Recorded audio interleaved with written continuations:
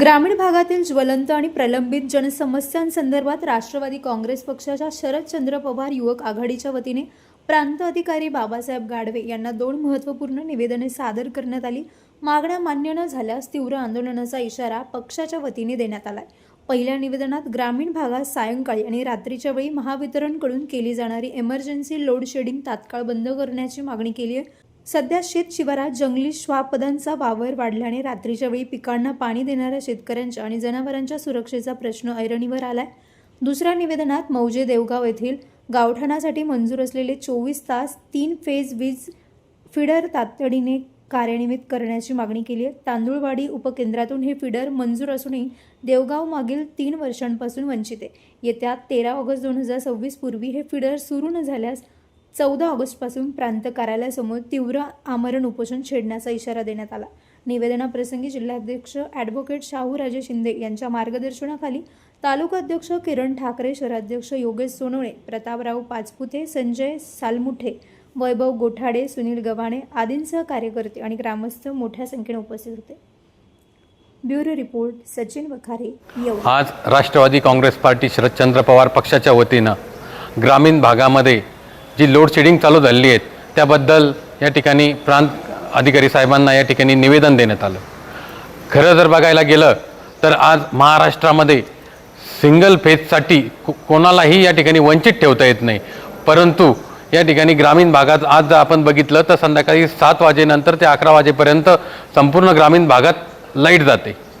हा लोड शेडिंगचा भार हा केवळ ग्रामीण भागातल्या जनतेवरती का, तुम्ही औद्योगिक क्षेत्रावरती देखील करू शकतात, ग्रामीण भागात राहणार लोक राहत नाहीत का, परंतु हा या प्रकारे ग्रामीण भागातल्या जनतेला कुठेतरी त्रस्त करण्याचं या ठिकाणी प्रकार चालू आहे। आपण जर तसं बघायला गेलो तर एकीकडे आपण महाराष्ट्र विकासाच्या गप्पा मारायच्यात, मोठमोठे विकासाचे आश्वासनं या ठिकाणी द्यायचे, परंतु जी मूलभूत गरज विजेची आहे त्या ठिकाणी या ठिकाणी ग्रामीण जनतेला आपण वंचित ठेवायचं हे कितपत योग्य आहे, अशा प्रकारचा जाब या ठिकाणी आम्ही प्रांत अधिकारी साहेबांना विचारायला गेलो होतो। आज आपण जर बघितलं तर दिवसभर शेतकरी या ठिकाणी ग्रामीण भागातला शेती करून संध्याकाळच्या वेळेस आपल्या घरी जातो। घरी गेल्यानंतर त्याचे मुलं असतील, स्वयंपाक करायचा असतो, ज्या महिला भगिनी असतील स्वयंपाक करायचा असतो, मुलांना अभ्यास करायचा असतो, परंतु त्यावेळेस आज या ठिकाणी त्या ग्रामीण भागातील लोकांना वाडी वस्तीवरती आज लाईट नसते। आज पावसाचे दिवस चालू आहेत, या ठिकाणी बिबट्याचं प्रमाण देखील मोठ्या प्रमाणात वाढलेलं आहे, साप असतील, बिबट्या असतील, यापासून देखील धोका निर्माण झाला आहे। अशा परिस्थितीमध्ये ग्रामीण भागामध्ये जे काही लोड शेडिंग सरकारने या ठिकाणी चालू केलेलं आहे ते कुठेतरी बंद व्हावं आणि कमीत कमी जर आपल्याकडे वीज उपलब्ध होत नसेल तर कमीत कमी सिंगल फेज तरी आपण लाईट त्या ठिकाणी ठेवली पाहिजे, अशी विनंती या ठिकाणी आम्ही प्रांत साहेबांना केली। आज राष्ट्रवादी काँग्रेस पक्षाच्या वतीने मौजे देवरगाव या ठिकाणी 24 तास 3 फेज लाईट हे एक स्वतंत्र फीडर योजना आहे जी संपूर्ण तालुक्यात कार्यान्वित झालेली आहे। देवरगावच्या देखील उंबरठ्यावरती हे लाईट आलेली असताना अगदी 2 पोलवरती गाव जोडलं जाऊ शकतो असा प्रश्न गेली 3 वर्ष या वीज वितरण कंपनीने प्रलंबित ठेवलेला आहे। गेली 3 वर्षापासून गावकरी या योजनेचा पाठपुरावा करतात। अनेक मंत्री महोदय असतील, आमदार असतील, खासदार साहेब असतील यांच्या समोर अनेकदा हा प्रश्न चर्चेला गेला, परंतु याच्यामध्ये फक्त आश्वासनं दिले जातात आणि दिशाभूल केली जाते। कर्मचाऱ्यांकडून, अधिकाऱ्यांकडून उडवाउडवीची उत्तरं दिली जातात, परंतु ज्या प्रकारे अधिकारी उडवाउडवीची उत्तरं देतात किंवा ते फिरवतात, मग ते कोणाच्या दबावाखाली करतात का, याच्या मागे काही वेगळे काही कारणं आहे का, याचाही संशोधन करणं खरं तो संशोधनाचा भाग आहे। परंतु आपण या सगळ्यामध्ये न जाता हक्क मागणं आणि लढणं हे आमच्या रक्तात आहे आणि त्याच्यासाठी आम्ही लढणार आहोत।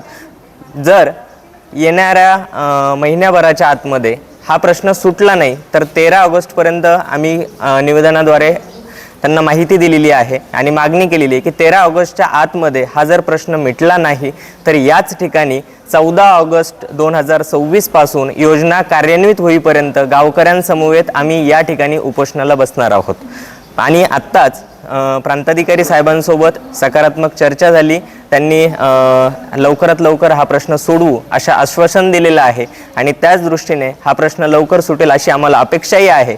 परंतु न सुटल्यास 13 ऑगस्टपर्यंत आम्ही 14 ऑगस्टपासून इथे उपोषणाला, आमरण उपोषणाला बसणार आहोत। तुमच्या सर्व समारंभांसाठी एकमेव ठिकाण वर्मा लॉन्स. आनंदाचे क्षण, स्वप्नपूर्ती क्षणांसाठी वर्मा लॉन्स. विस्तीर्ण आणि हिरवळयुक्त प्रशस्त लॉन, पार्किंगसह अनेक सुविधा उपलब्ध. वर्मा लॉन्स. ठिकाण येवला, नाशिक रोड, एरंडगाव. एक वेळ अवश्य भेट द्या वर्मा लॉन्स. सम्राट वर्मा ग्रुप प्रस्तुत हॉटेल वर्मा पॅलेस. येवल्याचे नवीन वैभव, लक्झरी, सुविधा आणि चवीचा राजेशाही संगम. आकर्षक लक्झरी रूम्स, खास पॅलेस अनुभवासाठी आरामदायक आणि सुसज्ज. एसी रूम्स, आधुनिक सुविधांसह थंडावा आणि शांतता. चवीचा आणि सेलिब्रेशनचा थाट. मल्टीव्हिजन रेस्टॉरंट, आकाशाच्या सानिध्यात. मनमोहक दृश्यांसोबत स्वादिष्ट आणि वैविध्यपूर्ण पदार्थांचा. शहराच्या गजबजाटातून दूर, हिरवळ आणि शांततेत रिलॅक्स होण्यासाठी उत्तम जागा. हॉटेल वर्मा पॅलेस, जिथे प्रत्येक भेट होते खास. आम्ही फक्त सुविधा देत नाही तर एक अविस्मरणीय अनुभव देतो.